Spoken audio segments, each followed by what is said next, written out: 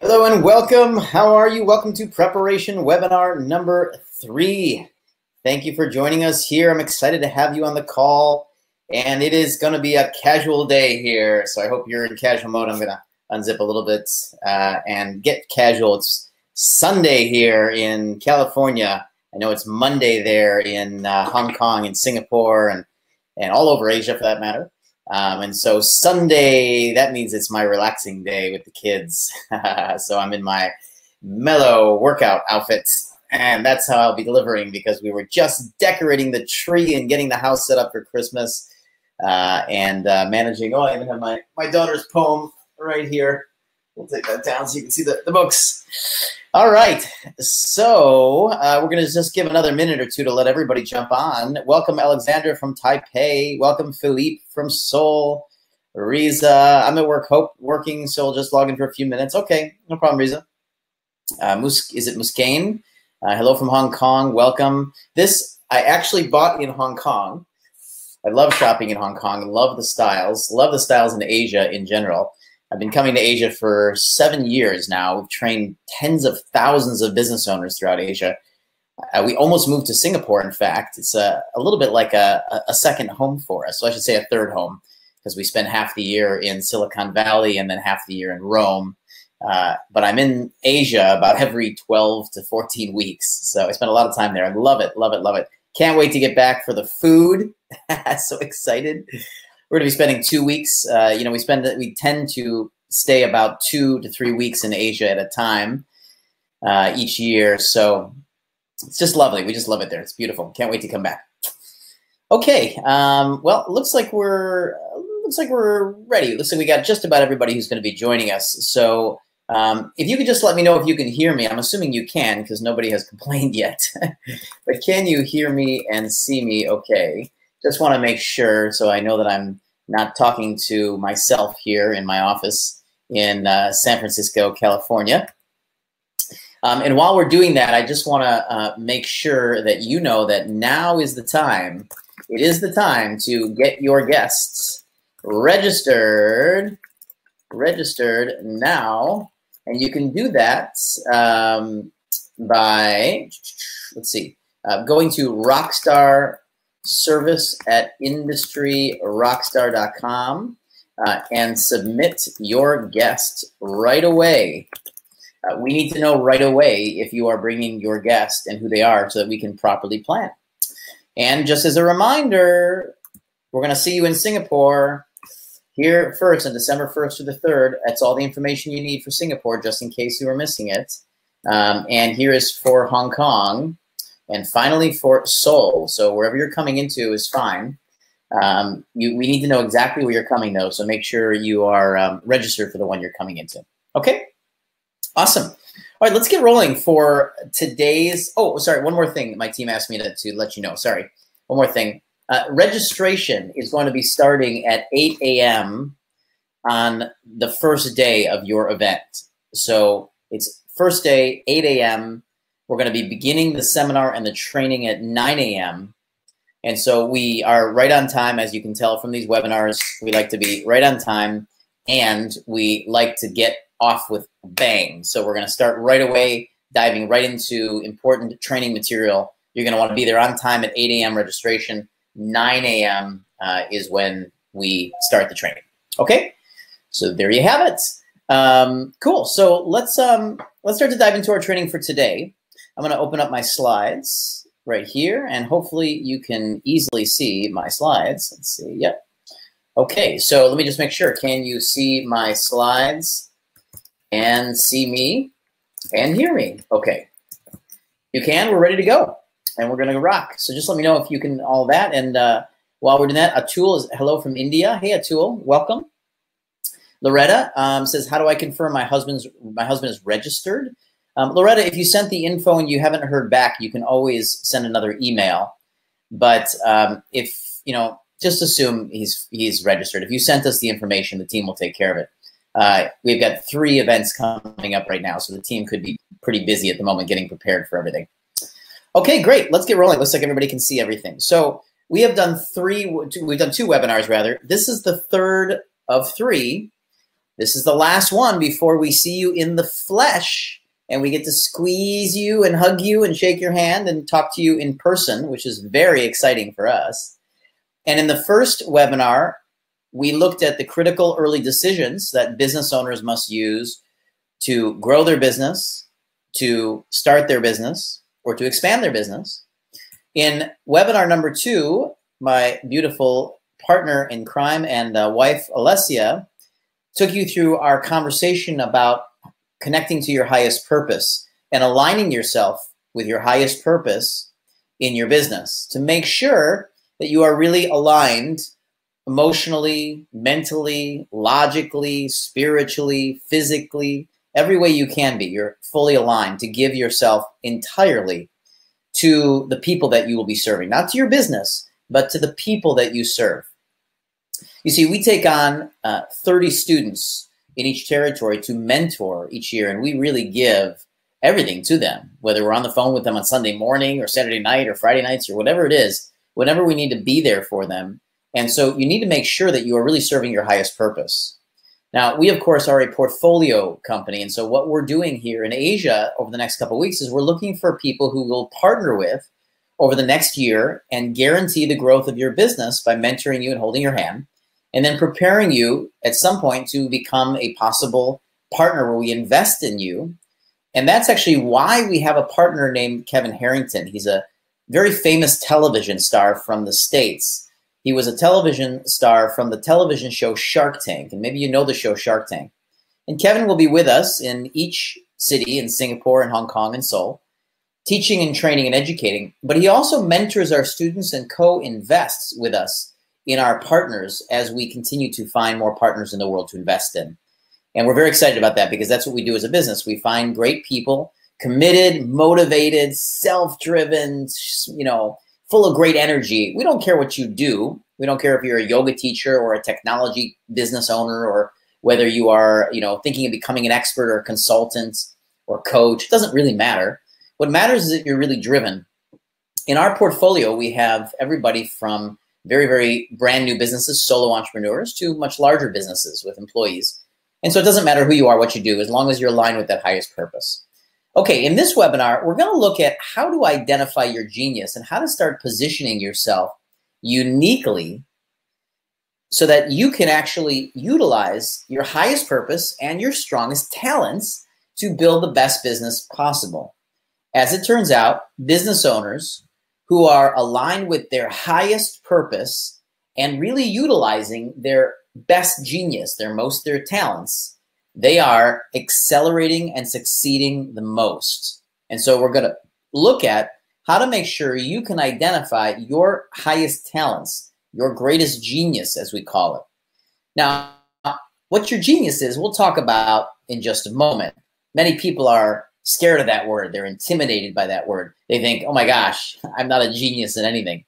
Well, we disagree. We think that you have many great talents. And if you don't like the word genius, then just think of it as a skill set or as a talent, something that you're better at than most people and maybe almost anybody in the world. And we will talk about that more in just a moment. Okay, and all this is, of course, is to prepare you for the upcoming 3-day Start at the Top training. Now, it is a weekend in Hong Kong and Singapore, and it is during the week in Seoul, Korea. So whether you're joining us on the weekend or during the week, this is to prepare you for those 3 days that we spend together. So let's jump in. On preparation webinar number 3, here's what we're going to look at today. Number 1, how to find your genius. That's the core thing we're going to look at. How does one really identify the things that they're really great at? And why is it so important to identify the things that you are really great at? Well, it's important because you're going to want to differentiate yourself in the marketplace, in your branding, and start to really narrow in what you are particularly good at so people know why they're going to come to you. And I'll talk a lot about this during this webinar. The second thing is I'm going to give you a linguistic tool that we created almost 10 years ago now and has become one of our most famous structures, frameworks, techniques, whatever you want to call it, that people use to position themselves while they're networking. And as soon as they say hello to anybody, when somebody says, what do you do? You're going to be able to use this language technique. It's called an audio logo. And I'm going to ask you to pay close attention to this, because during the 3-day training, we're going to play a game and have a great big exercise, a partnership exercise, where you're going to have more success in that exercise because you joined us on this webinar. And when you use your audio logo during that exercise, you're going to find that you're going to create more partners than those who are not using it well. Okay. The third thing we're going to look at is results and how to position yourself for people to have the greatest curiosity in what you do. There is a way that you can position what you do that causes people to get really interested. And there are other ways where people are not that interested. Now, of course, we're going to show you how to get people's highest attention and their greatest curiosity, because that's what marketing is all about. Okay, now real quick, Robert says, or asks the question, what would be the best direction to take for a person or company who has totally different products?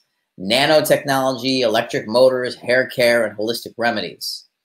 Well, Robert, we're going to need to find an overall umbrella connection between multiple products or multiple services. Or you may not actually introduce the company to the same person or the same distributors at the same time. So you may just focus on certain brands or a certain brand when you're promoting something. Maybe each brand is completely different and the company itself is totally away from the product brands. Now, we're going to talk at the training about the 3 different types of brands. There's a corporate brand, a product brand, and a personal brand. And we're going to show you how we have built brands that have generated hundreds of millions of dollars for us in our companies, whether it's been our personal brands in experts businesses, whether it's been product brands like in technology and consumer goods, or whether it's a corporate brand where we're naming a company to accelerate the stickiness of that brand. So we'll go through a lot of that in the training. But Robert, what we're going to be looking for, and a lot of our students, they have a lot of ideas, a lot of products, a lot of talents. They may have several different service businesses or several different companies. And so the question is, how do you represent yourself? And I know immediately that you're not working on your brands if the question is, how do I represent something with so many different diverse ideas, products, or services, or companies? That's okay. That's why you're coming to the event. That's why you'll be working with us in mentoring you. So let's keep going. And I think maybe, Robert, maybe you'll start to get an understanding, and I'll continue to mention what is a good way to use that. Okay, so let's look at how to find your genius. Now, we believe everybody has a genius. Now, as it turns out, human beings have lots of different talents. And in fact, many times, humans do not really value their talents. In fact, most people spend most of their lives trying to fit in with everyone else. But this is a big mistake, because as an employee, if you grew up around employees, now remember, only 3 to 5% of the entire world is business owners. That means the rest of the world are employees. Well, employees get taught that they better fit into a culture. When they get hired or when they go to work, it's all about fitting into a company culture. However, business owners and entrepreneurs are quite the opposite. In fact, customers are really trying to understand how you are different, how you're unique, how are you special, or even how are you gifted, so that they can make a choice to buy your service or product or to work with you over your competition. So we have to start to get inside of the mindset of being comfortable, really identifying what is unique and different about you, so that you can start to share that with your marketplace and they can start to make better decisions about wanting to work with you, because you are unique, you are different, and you are special, which you are anyways. But we need to start being comfortable saying that. And when we get to branding, this is going to be very, very, very important. Now, a family friend of ours over the years was a Harvard professor. And he created this theory. His name was Howard Gardner. And he created a theory called the multiple intelligence theory. And the multiple intelligence theory was a theory that believed that human beings had more than 2 or 3 intelligences. You see, traditionally in school, we test children in math, reading, maybe comprehension. And that's kind of the main things that we test children on to determine how their IQ is or how intelligent they are. And of course, being around Asia for a long time, I know that in Asia, there's tons of tuitions and schools and after-school programs and education programs, lots on math, lots on reading, lots on comprehension, and all these things, science and all this stuff. But these are just a small component of a human's intelligence. As it turns out, Howard discovered that a human being has around 12 to 16 different intelligences. And the reason there is a range, and it's not just a finite number, is because there is still a debate as to whether certain things are skill sets or actually intelligences. But we can not worry about that on this webinar. What I wanted to point out is that there are different intelligences, and so just because you may not have been good in math or science or biology or reading or comprehension or languages, those are just specific intelligences. You have other intelligences like somatic intelligence, the intelligence of the body. People that are athletes and fitness trainers, or people that are dancers or that are actors, have a great deal of understanding of their bodies, and this is an intelligence. There's also emotional intelligence, what we are calling emotional EQ these days. And emotional intelligence is about you being able to look inside of yourself, intrapersonally, inside of your own self, and be able to make conversations, understand yourself, be able to come up with conclusions about your feelings, and be able to share those. This is called emotional intelligence. And this is a very important type of intelligence. Today, for business owners, for example, being able to share your ideas, share your feelings, share yourself authentically is very important for you to move your business forward. There are other intelligences, like visual intelligence, being able to imagine a future or visualize a product or a service or visualize things, visualize graphics or logos or creations of visual things, and then being able to bring those to a reality from the visualization. Now, I'm not going to go through all the intelligences, but the point is that I want you to stop thinking traditionally. Stop thinking that maybe you're smart or not smart, because there's over a dozen different types of smarts. There's word smart, body smart, emotion smarts, language smarts, visual smarts. And so the real question is, what are the areas that you have become quite smart in, that you are really good at? Now, whenever I ask in Asia, how many of you are great at what you do? Nobody ever puts their hand up. I know we're all very humble and very, never willing to say, oh, I'm great. But it's very important in marketing and in business that your customers can understand what you're the best at. And we're going to talk a lot more about that at this training events and how to put that into words. And we're going to start tonight with this webinar. Now, if you are in a service business, the way you're going to use your genius is you're going to start positioning yourself as what we call an expert or a thought leader. Now, this would mean you, okay? If you're the business owner, you would be considered the expert or the thought leader in your industry. And you're going to use your expertise or your gifts or your unique talent. And you're going to start to use them when you're publishing, when you're doing interviews, when you're recording videos, when you're writing copy on your websites and emails, when you're giving live presentations or webinars. You're going to start to position yourself as a leader, as a thought leader, as an expert in your industry. And this is one of the most important reasons to discover what you're so talented at, because this is why people want to hear from you, talk to you, and engage with you. Now, this could be you, or if you have employees, you could be branding up your team as your team is excellent in something. Maybe your team is genius in something. Or maybe it's a specific person in your business. Maybe it's not you, for example. Okay, and this all comes back to personal branding. Now, for products, when we talk about the genius, we're looking at what is the real unique differentiation of the products. So if you have a product business or if you have a service business, you're going to be using this webinar and all the training that we're giving you to help you position yourself or your products uniquely. Okay, so let's take a look at how does one start to identify their genius. I'm going to grab a little water here. I want to remind you to keep hydrated, not just now, but also at all of our training events. We're very interactive. You'll see we like to get you very engaged and very interactive in our trainings. We'll ask you to engage with each other. We're going to ask you to shout out answers. You'll raise your hand. It's a participation. It's like a dialogue. there's no fun in 3 days of a monologue just speaking at you. We're going to do a lot of exercises and challenges and games and simulations and all that. So we're going to keep you really engaged. We want you to stay hydrated. Remember to bring snacks. If you'd like to bring food snacks to the training, you're welcome to bring food to the training. Of course, we'll have breaks in the morning and breaks in the afternoon and breaks for lunch, and so forth. And if you're a VIP ticket holder, you're going to be coming to 3 lunches with us where we're going to be doing Q&A sessions. Okay, so I just want to give you a sense of what will be going on. All right, in the meantime, how do we start to find our genius? Well, let's take a look. Your genius usually lives in an area where you have, for example, number 1, invested time heavily.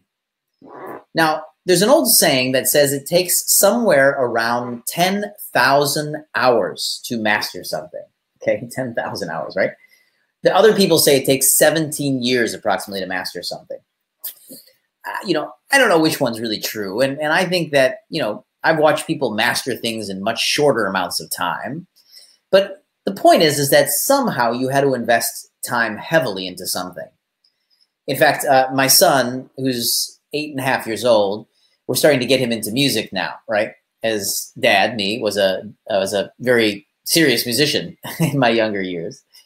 And of course, he picks up the piano and he plays around a little bit. He says, "Oh, I'm already good at the piano." And I say, no. If you want to be a real good at anything, then you want to master it. And I say to him, I don't care what you want to do. I don't care if you want to be a musician, you can be a dancer, you can be a lawyer, you can be a doctor, you can be a business owner, you can do whatever you want to do.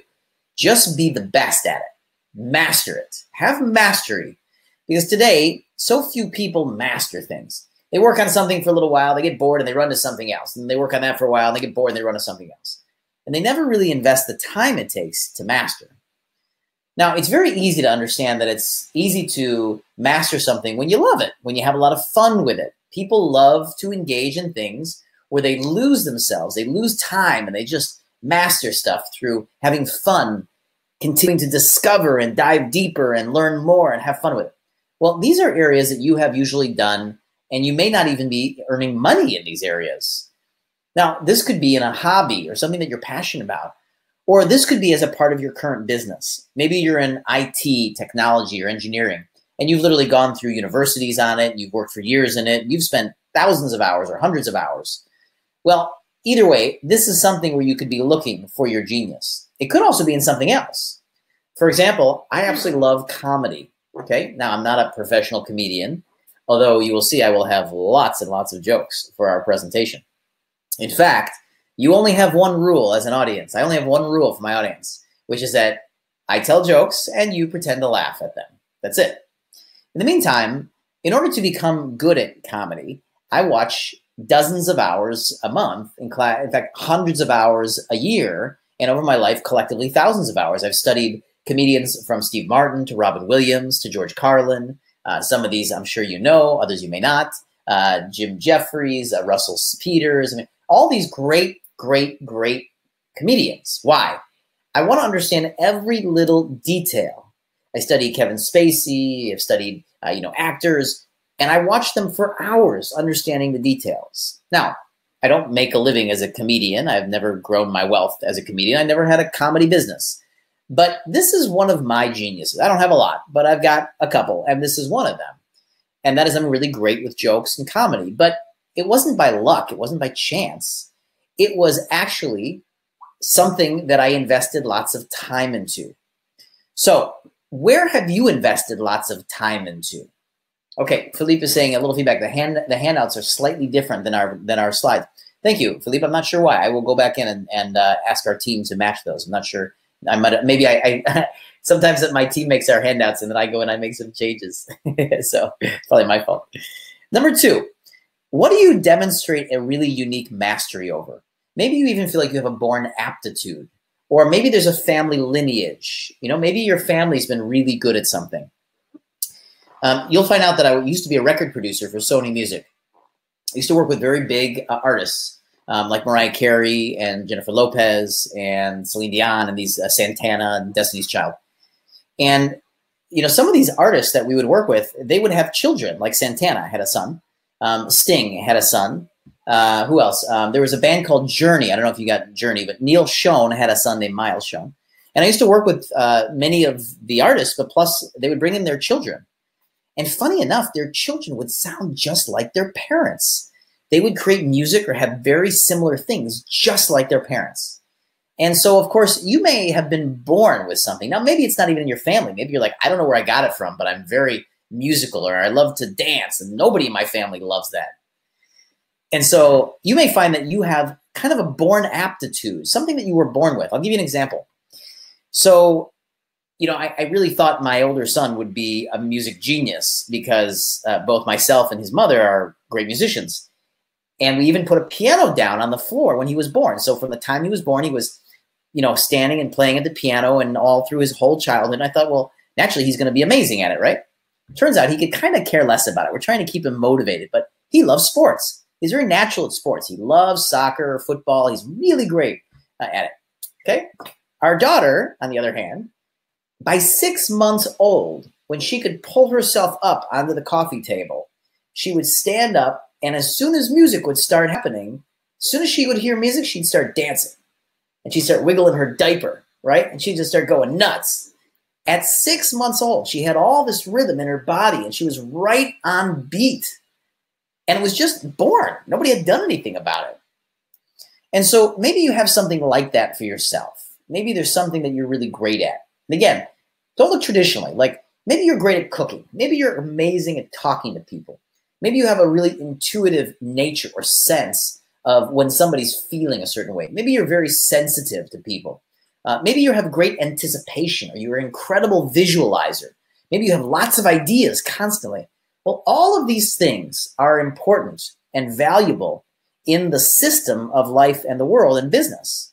And it's important that we honor those things because those are the things that will become your strongest efforts in your business. A third area you can look is essentially where you have a deep passion that drives you to be extraordinary. You know, I had a gentleman that came up to me in New York one time, and he said, how am I supposed to know what I'm passionate about? Everybody always says, how am I supposed to know what I'm passionate about? Find your passion. They always tell me, find your passion. I don't know what I'm passionate about. I said, well, sir, what keeps you up late at night researching on the internet?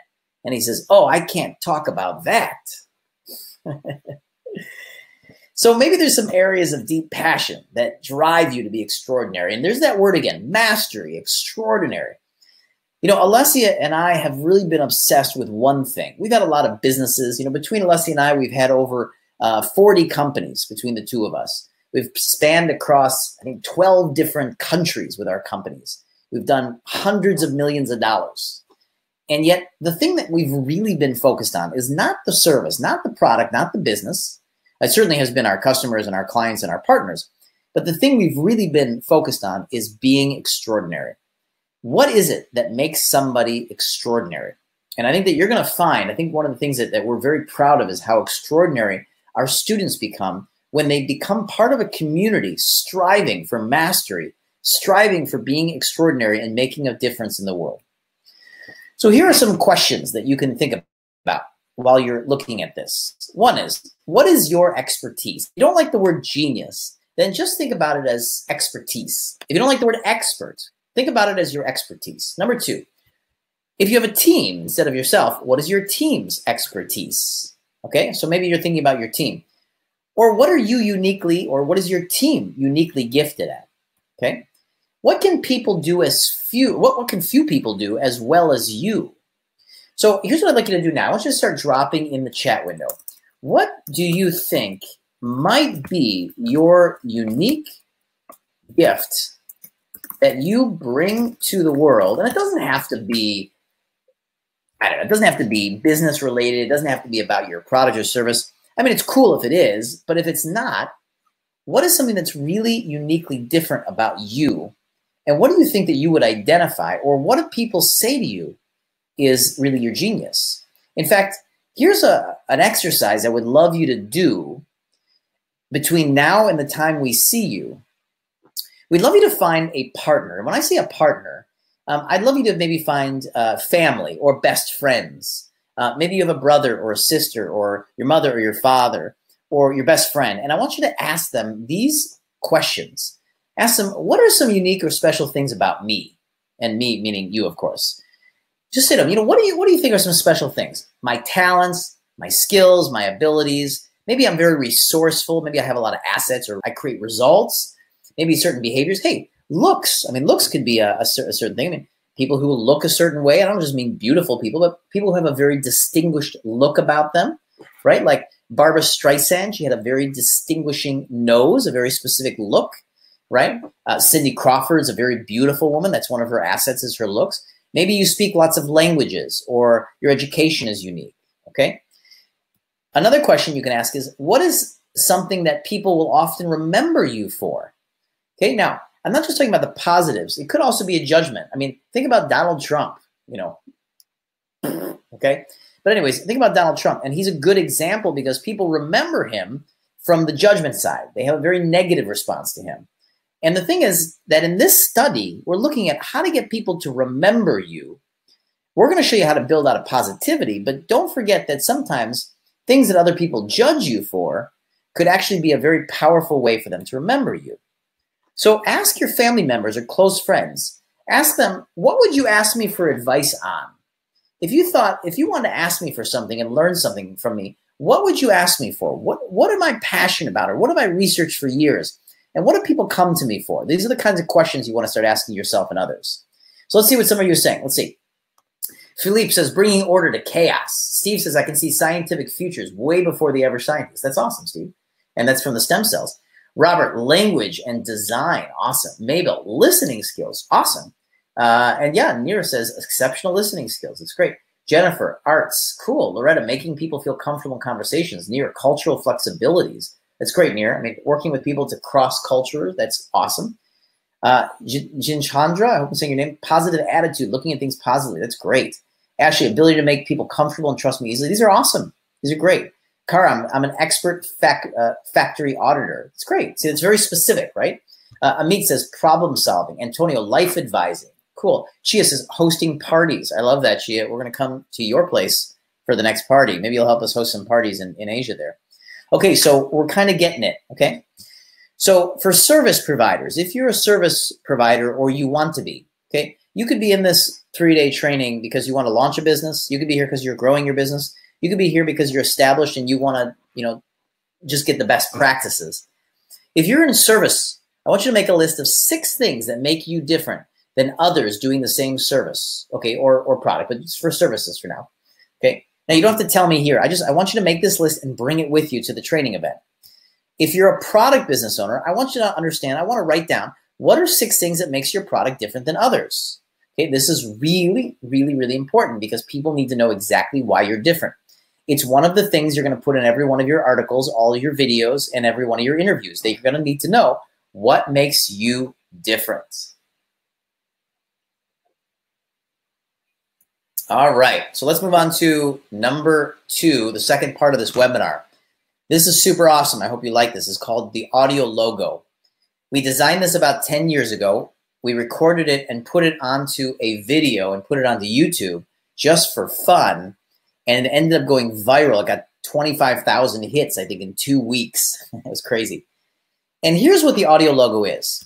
As it turns out, a business is 3 things. 3 things. That's what it is. The first thing a business is a target market. And we'll talk more about this in just a second, but it is a niche, a group of people that are a subset of a group of people. The second thing a business is those people have a problem. And of course, you have a solution to that problem. So let's take a look at this a little deeper.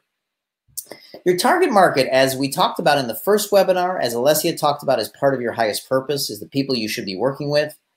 Your target market is the niche or the subsection of a larger group of people that are targeted for your message and your solution. Now, this could mean something like professional women between the ages of 40 and 50 who live in Singapore. Okay, and this is getting nicher because it's getting more and more specific. And it turns out that the more specific, the more success you're going to have. So start asking yourself, who do you want to be working with? Who do you love working with? And we say love because sometimes people say create your perfect avatar. Well, you know, we think that's a little too scientific. We say, who would you love to be serving and spending time with? because you're going to be spending time a lot with your customers and your clients and your partners. You better design the ones that you really, really want to spend time with. The second part to a business is that they have a problem that they have identified, and they are now looking for a solution. And you are addressing that problem. Now, a business can either be positioned as a painkiller or as a vitamin. And you want to be positioning your business or your product or your service as a solution to a problem, not a vitamin. Now, there are some businesses that are hard to position as a painkiller, but it is going to be the fastest way to grow your business is to position yourself as a painkiller. As an example, a bottle of vitamin C is much cheaper than a bottle of painkiller or morphine, okay? In fact, painkillers are typically government regulated because when you're in pain, you will pay almost anything to get out of it. And that's why the government regulates pharmaceutical companies from charging you more than what's appropriate if you're in pain. The third thing a business is a solution. It's a set of benefits or results that your product or service creates for your customers. So you now want to start to think about who do you want to serve, what problem do they have, and what solution does your product or service provide them? Now, you may either be not clear about those, in which case you need to get clear about those three, and I'm going to help you with that in just a second. Or you may be crystal clear because you've been in business a long time, or you may be somewhere in between, where you may think you know a little bit about your target market problem or solution, but you're not sure whether it's the right languaging, the right messaging. You're not sure if it's really succinct or clear enough. Well, these are some of the things that we're going to be handling at the 3-day training coming up with you. Now, Deepa asks, how do I narrow in the target market for the creative industry? I'm a fantasy writer. It's a great question, Deepa. So you're going to have to consider who are the people that are really buying your books or really buying your service as a fantasy writer. Well, let's take a look at Stephen King, for example. Who is really his target market? Now, I haven't done a lot of research on it, but I actually believe that a lot of his target market is young men because he writes books that are very, fantasy oriented, but also there's a lot of horror in it. And excuse me, if we look at who tends to watch horror movies or read horror books, I'm going to guess it's probably men or young boys between the ages of 12 and 25 years old on average. Now, I'm guessing I'd have to do some research. But even as a writer, you're going to find, even as an artist, you're going to find that there is a group of people that really take to your art. Now, it's a little bit like a bell curve, right? I mean, it's not going to only be a certain group of people. For example, Industry Rockstar specializes in working with women in entrepreneurship and conscious men entrepreneurs.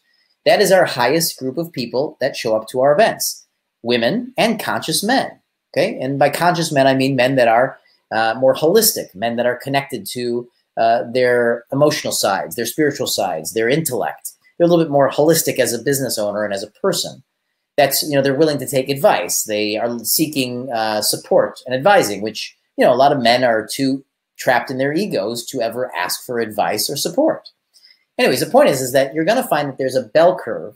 And although you will have some outliers on either side, you're going to actually have a big majority of your market inside of a bell curve. Well, you never want to be trying to serve everyone. You only want to serve a small percentage of the marketplace because as it turns out, only about 15 to 20% of your market will even respond to your message. And we'll talk more about this at the training event and how to get more and more people to respond. But you have to understand you're not trying to serve or speak to everyone. You're serving and speaking to a small group of people. So here's what the audio logo does. It allows you to turn all this information into a linguistic or a language tool that you can use when you're networking, when you're opening up your presentations, or whenever anybody asks you, what do you do? There, that's cute. Manojit is saying, I'm looking for fantasy writers. Partnerships. You're going to discover that in our community and at these training events and in our mentorship community, you're going to discover so many great partnerships, opportunities, and connections, being surrounded by like-minded people and people that are supportive and positive and moving in a powerful direction, have great resources. It's very incredible. So here's the audio logo. Here's what it is. It's 3 sentences. It starts like this. Typically, my clients are, and then you fill in the blank of the target markets. Number second statement is who have the challenge of, and then you fill in the blank with the problem that they have. The last one is I help them get blank results. So as an example, if someone said to me, what do you do? I could say, typically my clients are business owners who have the challenge of getting the visibility, the structure, and making the money that they deserve while making the impact that they want in their business. I help them learn how to get more visibility through better brands, package up their products and services into higher priced products and services, make more money and make a bigger difference while they have a lot more fun. That's what I do. And that will typically create curiosity with anybody who's having that problem and would like to have the results I just spoke about. So I want you to create this. I want you to take this, make sure you're taking notes, take down this audio logo. It's not just for fun. This is something we use to build our businesses on a daily basis. I get asked all the time, what do you do? And I use this every time. Typically my partners are, or typically my students are, or typically my customers are. It just depends on what business I'm talking about and wherever I'm at, whatever conference I'm at, or whoever I'm speaking to as a partner or a customer. Now let's talk about results really quickly, because the last part of the audio logo, as you noticed, was results, right? I help them get blank results. But let's talk about results really quickly. So results work in a very interesting way. Results actually come in 3 different levels of results. Now I want you to write this down and remember this, and I'm going to say this a lot. People buy results. That's what they buy. In having tested hundreds of thousands of dollars a year for the last 10 years in online digital marketing, and having spent millions, we spend close to 80 million a year across all of our businesses and our marketing budgets. We have learned that people just want to and respond to results. So there are 3 levels of results. Most people in the world don't even understand that there's different levels of results. So let's take a look. Here's the first level. The first level is tangible results. And tangible results are results that you provide that people can measure in time and in space. So an example is any product like an iPhone is literally a tangible product. You go and you buy an iPhone, you get a phone. Boom, there you go. In services, the tangible side is more challenging because it might be more revenue, it might be better better communication. You might be giving them an assessment, or if you're a fitness trainer, you might be giving them an actual nutrition report. These are physical things. Maybe they're going to lose weight, or they're going to increase their revenue, or they're going to increase their closing rate if you're a sales trainer. These are tangible things. The second level of results is totally different. It's called emotional results. And emotional results are things like joy, happiness, fun, playfulness, all these things that are emotions that we love to have as human beings. Now, let's take a look at something real quick before we talk about level 3. Gentlemen, men, tend to be easily accessible to level 1, tangible. When you ask them what they do, they will quickly talk about the tangible things and forget or never talk about the emotional stuff. Women are quite the opposite. Women typically skip the tangible and go right to the emotional. And they talk about how much better you're going to feel and how much happier and how much more interesting life will be. And they forget the tangible side. Now, when we're selling something, or when we're marketing something, when we're positioning something, because that's what this is about, is positioning, you want to be using something tangible and at least something emotional, but you could also go to level 3, which is something spiritual. Now, we get asked a lot, what's the difference between emotional and spiritual? So let me explain. Human beings have emotions, right? Joy, happiness, fun, excitement, those kind of things. But then there are ultimate experiences for human beings. Security, safety, love, fulfillment, okay? Variation or choice. What's another important one? Desire. Let's think of others. Belonging, okay? These are spiritual, or what we call spiritual. They're kind of like the ultimate things that human beings want. Security, safety, love, appreciation, connection, those kind of things. And those are different than just emotions. Those are actually really very deeply rooted and connected things for a human being. So when you talk about the results you create, You can use tangible, emotional, or spiritual, or all three, but at least you need level 1 and level 2, tangible and emotional. Or you need level 1 tangible and level 3 emotional.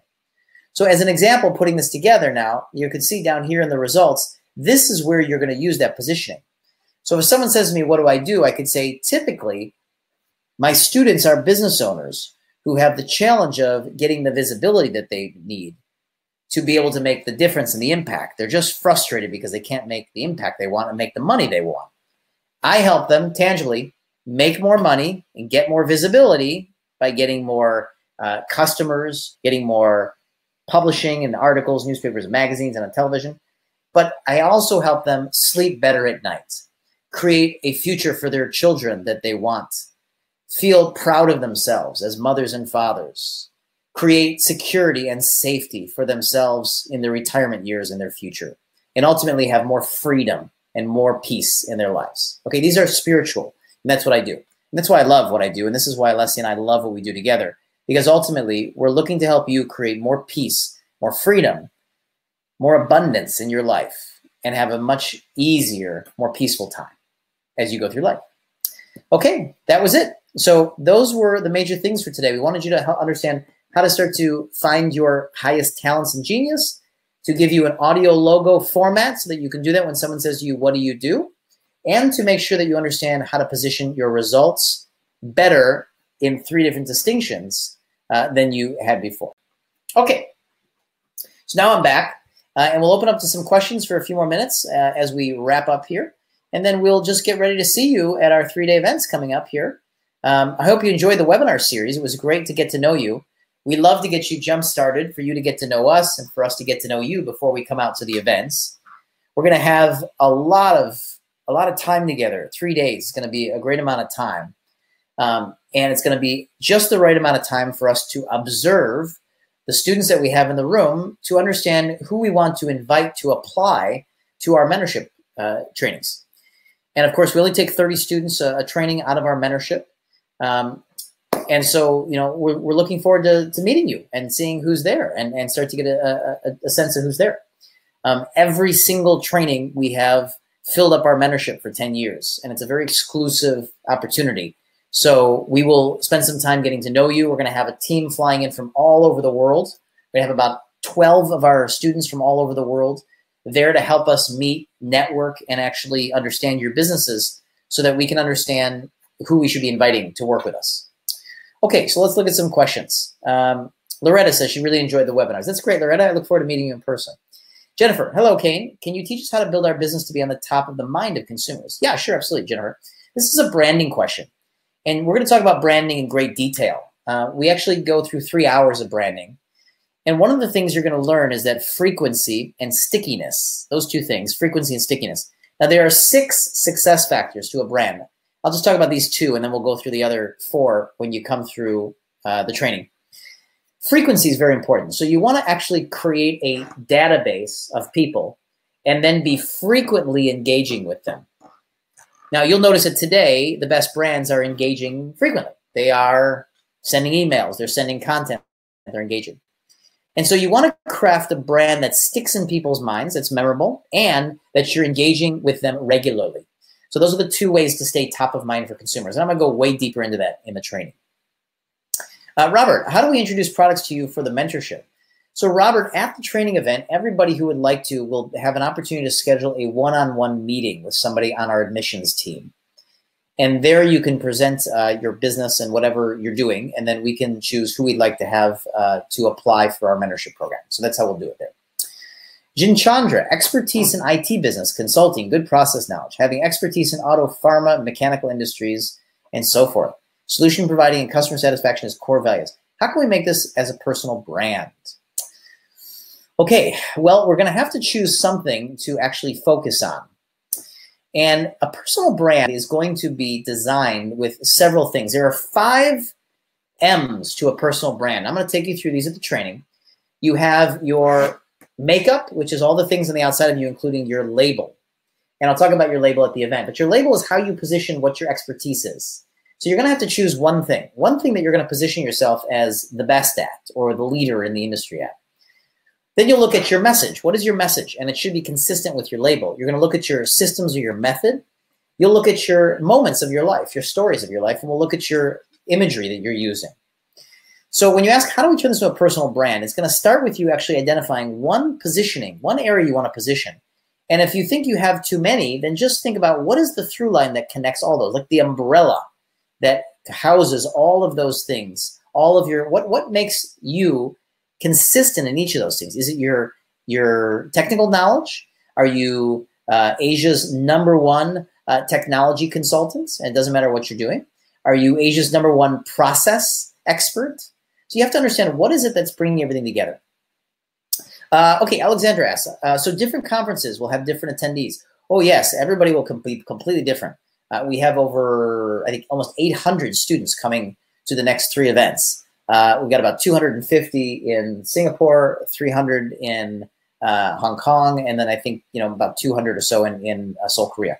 All of them will be completely different each time. You're welcome to come to all of them if you'd like. It's a great way to network. Deepa says, hi, Kane. So what would be a result for a customer buying a fantasy book? Would it be emotional and spiritual? Well, Deepa, it's a good question. And artists, if you consider yourself an artist, artists always have a little bit of they need to have a bridge, a little bit of a bridge, understanding how to use our work. Because, as an artist, you don't think about selling your stuff as a problem solution set. So what is the results? Well, someone could be enjoying a wonderful novel of great complex storytelling. And so maybe one of the problems they're having is they're having a hard time finding great complex stories that are lovely to read, that they really enjoy reading. So maybe that is the result, that you provide them with a world of fantasy that is exciting. You want to start thinking about the values of your stories. Are they adventures? Are they exciting? Are they mysteries? And the results could be essentially having the tangible, is having a story that they would love to read. And the emotion could be, really being taken on a roller coaster ride. Okay, Muskan says, I'm actually attending the seminar to help my husband's business. It's not exactly my passion. Should I be focusing on myself and what I want to do, or how to improve his business? Well, I think you should be focusing on yourself, personally. There's nothing wrong with sharing about the ideas with your husband, of course, and you will. But I think it would be great for him to come along and him to focus on his passion and you to focus on your passion. Yeah. Okay, Yoganjali says, what is the client that I want to work with? MNCs, multinational corporations, has a high level of competition, big consultants. Should I focus on what I want as a client or what has more feasibility of hiring me? So that's a good question, Yoganjali, and I find it interesting that you would focus on a client that's not highly feasible to hire you. That's an interesting one. So I think that it's very important that you focus on a market that feels excited about having you.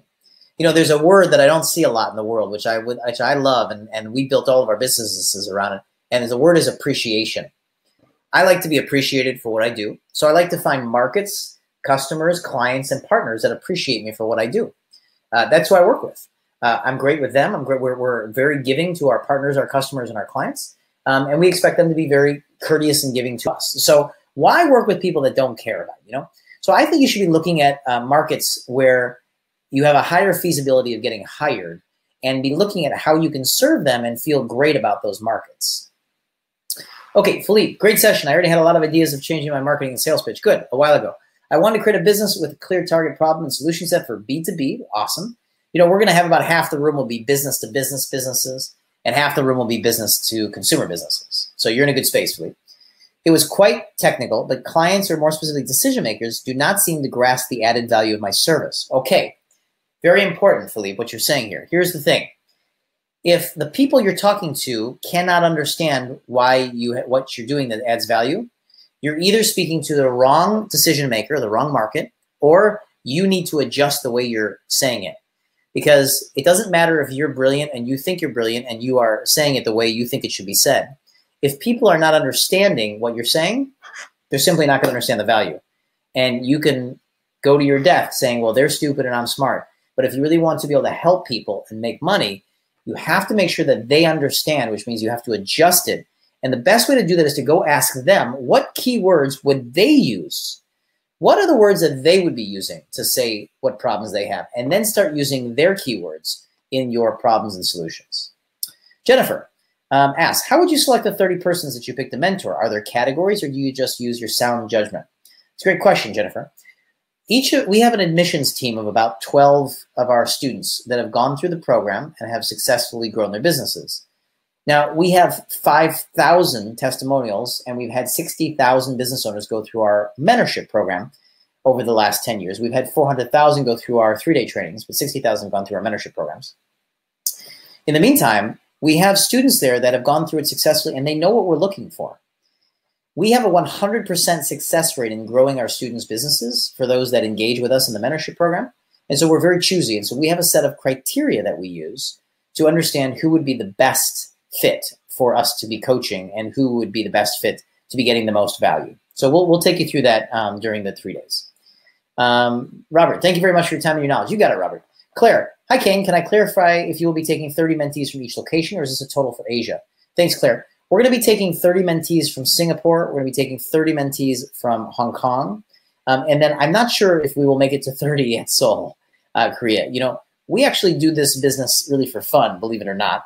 We own several other companies, and we are invested in hundreds of different businesses. So it's a great way for us to meet more businesses to partner with and invest in. But we are really conscious about our lives and our time. Since Alessia and I both retired at 29 years old, now it is 10 years later, and we do this, you know, we have 2 children, and we love to spend time with our family. So I'm not sure if we'll get to 30 at Seoul. We may end up around 15 or 20. We'll let everybody know when we get to the events based upon how much time and how much commitment we can make, because it's not just us. In fact, there are about a dozen different people, trainers, coaches that focus on each student's business, a very unique program where you get like an entire board of advisors focused on your business. Neer asks, when you choose the people you want to work with, how much you focus on the existing business versus the potential of the person running it? That's a great question, Neer. We will know once we dive into the business, when we start mentoring our students. You know, we find that business is a reflection of the business owner. So if the business owner is willing to grow and expand the way they think and the way they act and the way they behave, they can pretty much take any product or service and make it a successful business. It's not about being a certain type of person. It's about being open-minded and being willing to be led and guided by those who know the road ahead of you. I mean, that's what mentors do. That's what we do as mentors. We've already been there. We've already done these things. We've made mistakes. We've learned the lessons. We've created recipes for ourselves to follow. And so now we can see the road ahead. And so this is what we do as mentors. So in the meantime, we're looking at the potential of the person, because sometimes people are in businesses that are not really utilizing their full potential, in which case we recommend they change businesses. So it's really about the person, the business owner, not about the business. Okay, Chia says, can you re-upload the replay of Sunday's webinar? I think it's empty. Okay, well, I'm going to actually give you, I'm going to go here, and I'm actually going to give you the links so that if you did not see any of the recordings or any of the webinars by any chance, let me give you the links of where you're going to go and find these. So thanks for pointing that out, actually. You shouldn't find any of them are empty, but just in case, here's a link to the first one. Here's a link to the second one. And here's a link to the third one, which we're not done with. So it's not up yet, but it will be as soon as we get it up. Okay, those are all the links. And those links should have everything in them that you need. Juliana asks, the emotional, spiritual sides of results, they seem to be for business to consumer. No, not necessarily. But let's see. I often find tangible results are more valued in B2B. How can I go about putting emotional, spiritual when pitching to business clients? So Juliana, I think that it's important that you're engaging in the emotional and in the spiritual for every type of business, no matter what you do. Whether our students are pitching to business, whether they're pitching to decision makers, CEOs, or executives, or whether they are pitching to the consumer market, they're still looking at what moves a decision maker. And so don't think of it as B2C or B2B. Think of it as decision makers. When you're sitting down with your decision maker, you want to know what's emotionally and spiritually moving them to make that decision. Now, if you're in a business-to-business conversation, you know, when you have great rapport with people, they are willing to go to a deeper level. And if you don't have good rapport, or if you're afraid to go to a deeper level, then they will also go right just past the surface. And they'll only want to talk about the tangible. But you're going to find out that just talking about the tangible is not going to help your sales work well. So you're going to have to dive into the spiritual and the emotional. Rayleigh, during the 3-day event, when do you start accepting one-on-one requests to present our products and ideas? It's a great question, Rayleigh. We start on Saturday. So Friday, we like to get in and just start to meet everybody. And then we start to offer meetings to our students, and we'll talk more about that process at the 3-day event. Chandra, by the way, Rayleigh, though, I mean, if you know that you really want to be considered for mentorship, when you get on there on the first day, I shouldn't say Saturday because some of you are going to be in an event that starts on Tuesday. If you get in there on the first day and you know that you want to be considered for mentorship, just go talk to our team right away. Okay, Jachandra asks, thanks, Keynes. Nice to see you at Singapore. SAP is the connecting factor for all those areas. Okay, great. Awesome. Suwandi, thanks for a great webinar, Kane. I'm looking forward to meeting you at the Singapore event. I want to learn how to craft world-class personal brand and how to scale my business. Awesome. I love it. Jennifer, can you recommend a book that we can start reading to help us build up a successful business? Yeah, all of these. The book I suggest you start reading is this book. Maybe you recognize it. It's called Industry Rockstar. Go read this book. You should have gotten it with your training. I want you to read this book before you come to the event, if you have time. Okay, it's a great book. That's the book to start reading. Dia, is there any grouping for participants to strengthen network each other's? Dia, we're going to be doing some awesome networking challenges in the room and games. So just hang in there, and you're going to find there'll be some great ones. Andrew, I have clear ideas on what I want to do and where I want to go, but I have struggled over the last few years actioning it. I've struggled as I can't do everything myself, but I can't find local people to action what I want to do. Yeah, you know, Andrew, one of the biggest complaints that we hear from Asian business owners is that it's hard to find good trained talent. Now, the thing is that that's actually a little bit of a silly comment, because business owners should be good at training and in leadership, training their talent.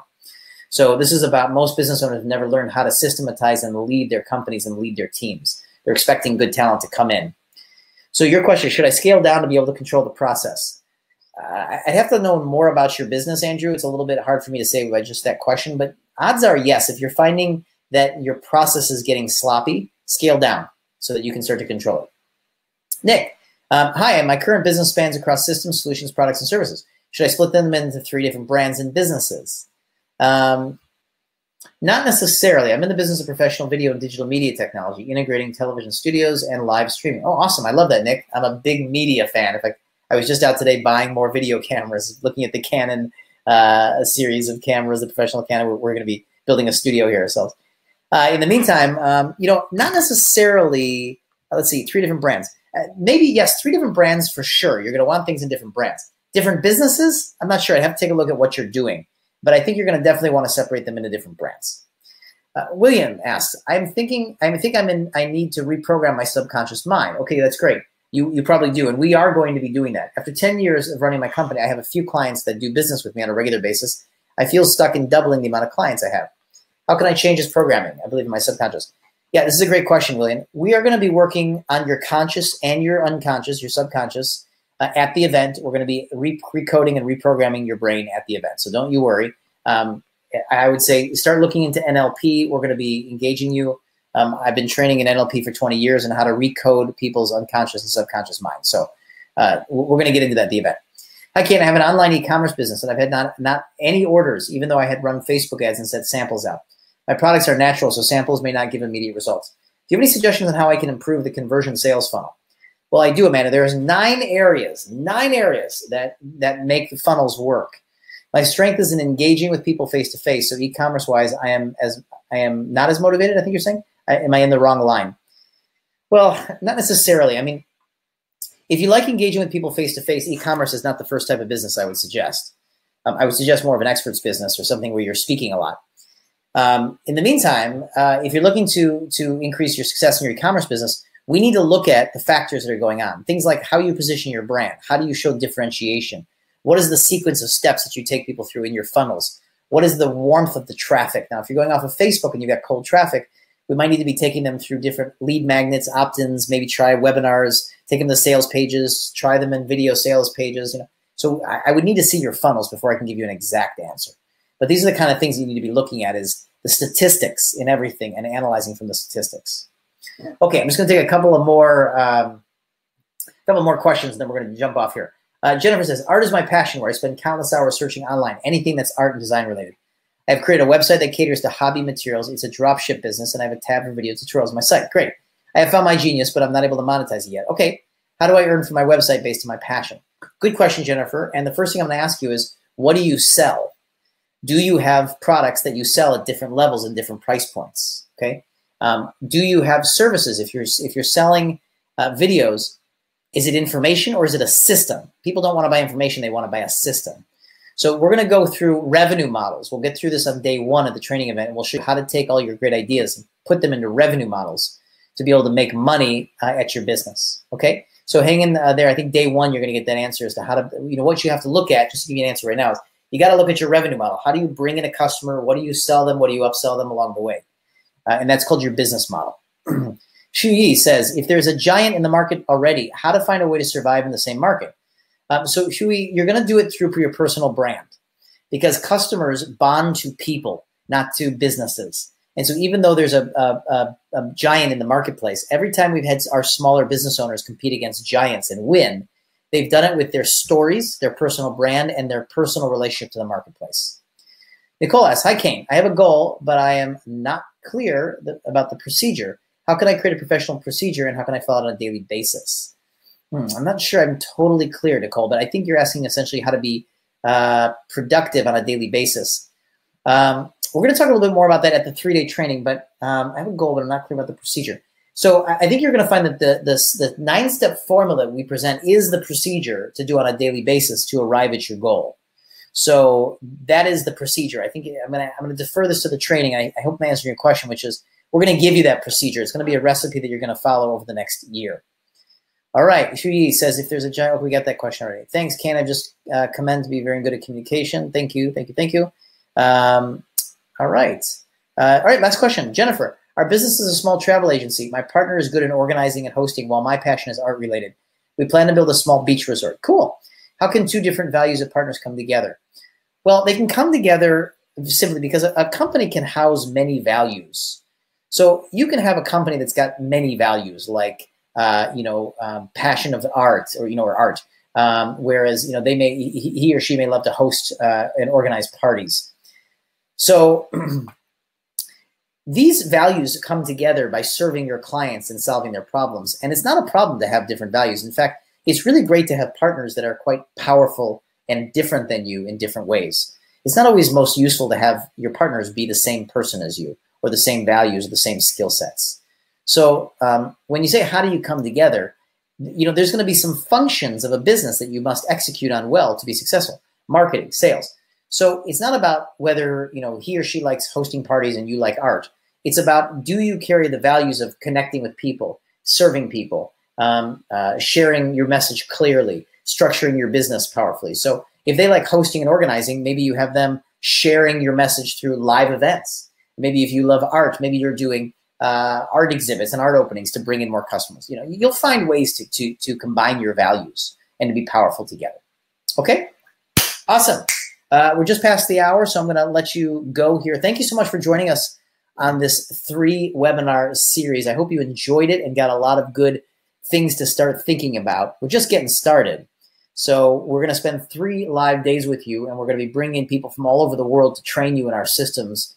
We spent 20 years refining our recipes and our systems, and it's our pleasure and our honor to be sharing these with you. We're going to be playing a lot of games with you, engaging you, challenging you, coaching you directly. So it should be a lot of fun.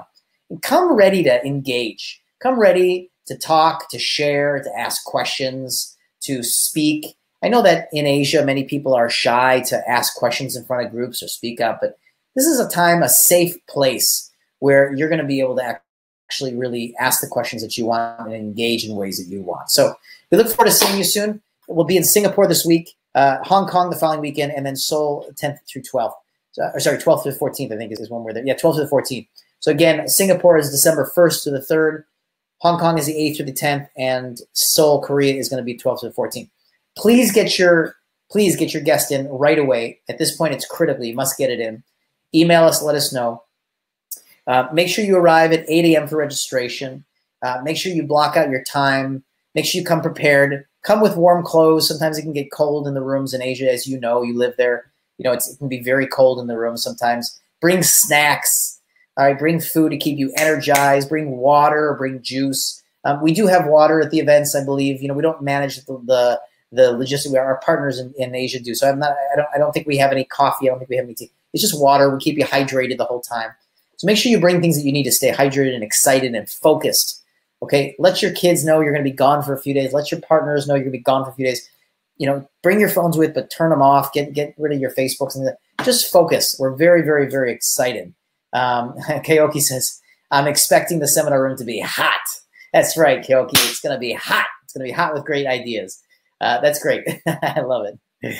Okay, our love to you. We can't wait to see you in person. Many thanks to you. We're really looking forward to working with you. Alessia, Kevin Harrington's going to be there, and we can't wait, okay? All right, everyone, have a great day. We'll see you soon. Get prepared, get excited, and we'll see you in your territory very soon. Bye, everyone.